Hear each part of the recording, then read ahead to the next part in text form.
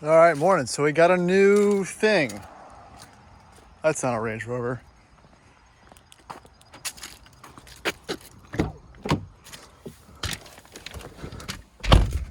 Ooh.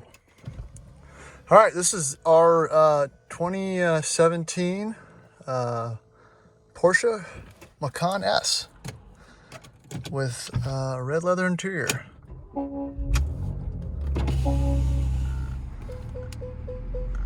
All right, so this isn't the usual pick or the standard content that I bring you, but my girlfriend was looking for a new car. She had a 2012 Subaru Forester, and it was old, it was boring, had low mileage, and we get a good trade-in, and we went ahead and traded in for this.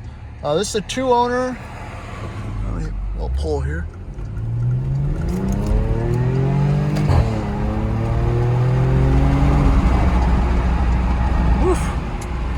So this is a two-owner Macan S with 67,000 miles. She was looking for something a little bit sporty. We went and drove a lot of different cars. Everything from Lexus GXs to Volvo V70s to BMW 328xi wagons. And then we stumbled upon this one, and kind of like all Porsches, if you drive it, you're going to want to buy it. And I think that's kind of what happened with this one. It was at a Mercedes dealer. We were able to get a decent deal on it. There wasn't a whole lot of available inventory around in the trim we wanted. We did not want a base model. We wanted an S.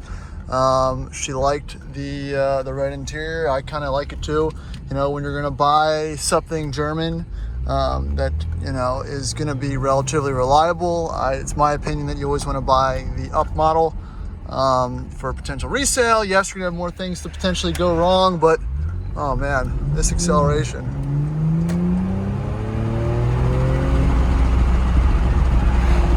It makes it all worth it. All right, so first impressions and reasonings for a Macan S. Personally, I think it's a very good looking car. I think it is a different alternative to a Cayenne.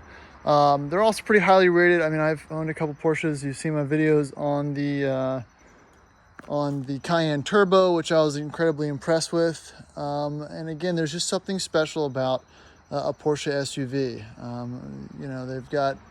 They've got decent power. I think they blend in very well. It's a good looking piece of kit.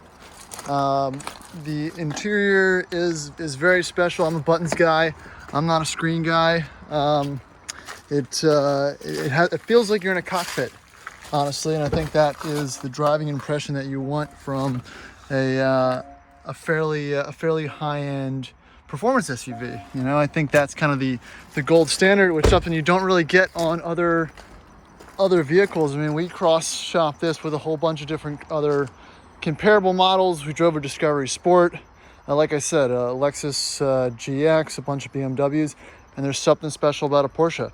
And if you're not looking for a 911, then this is a great alternative to kind of get you familiarized with the brand and understand what it's all about. I don't really take this SUV as a status symbol or anything like that.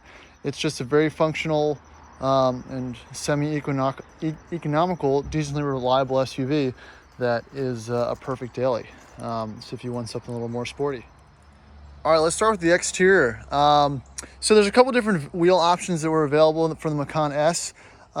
These aren't the honeycomb kind of grayish wheels that a lot of the models were fitted with. So I'm not sure if they were swapped out or they were optioned from the factory by the original owner, but they definitely work. They've got brand new tires on them. The dealer that we purchased from did tires, front brakes, and an oil change, which is good. That means they hopefully just looked through everything and it was given a good once over. And they're 19s. You can option this car with bigger wheels and tires, but in Richmond, Virginia, there's a lot of potholes and there's a lot of rough kind of, I wouldn't say terrain, but the roads are just pretty terrible. So you don't want a rim size that's wide enough, or you want a meaty tire, so to avoid any kind of rim bending or anything like that. Coming around the back is what I particularly like about the S models. You've got the quad exhausts. You've got, again, this doesn't have a sport exhaust, but it definitely sounds good on cold starts and startup. No issues there. It's got, it's got pretty wide hips. This one was optioned with the panoramic sunroof, which is a nice feature. It definitely gives it,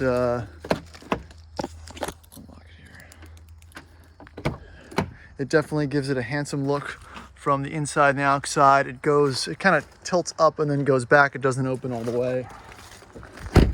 Coming around to the front, you've got a plethora of cameras, and that's one thing I didn't really realize when we drove this initially, is how many cameras it has.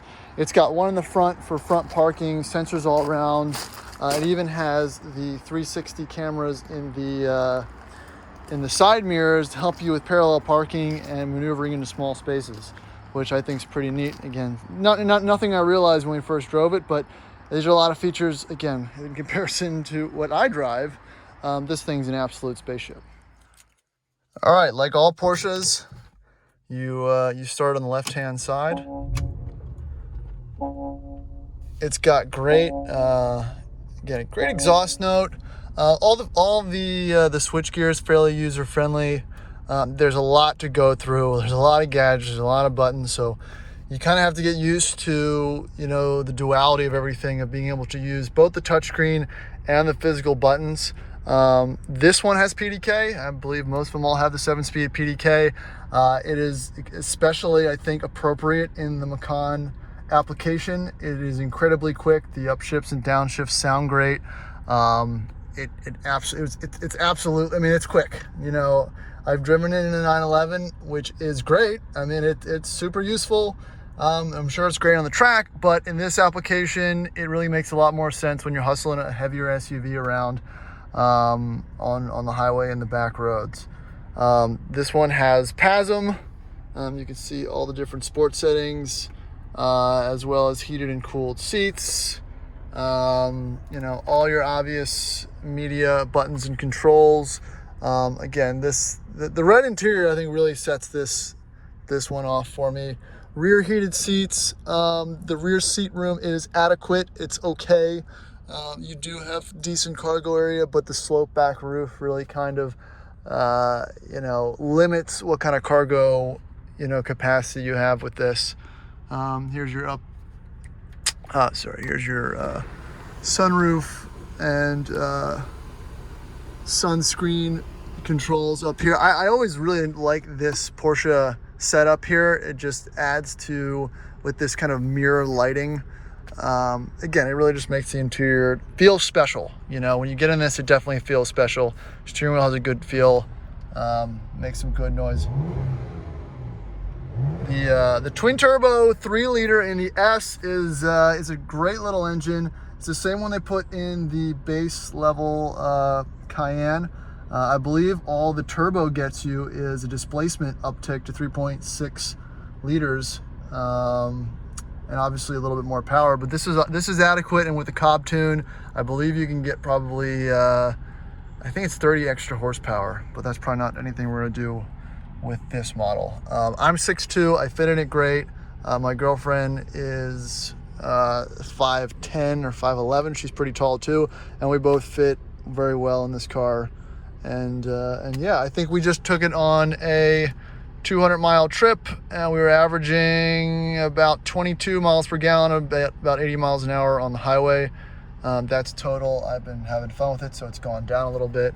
But other than that, it's been great so far. So this is going to be a long-term car. I'm sure I'll give you some updates on it as we kind of get into it and see what issues or not arise, and stay tuned. It's always interesting to add a newer car to the collection, and see how it stacks up, with everything that people say good and bad about these things. So, hey, feel free to subscribe, leave us a comment below. Let me know if there's anything you want to know about this 2017 Macan. Like I said, we're going to have it for a while, and I hope you enjoy and check out the other videos on my channel. Thanks.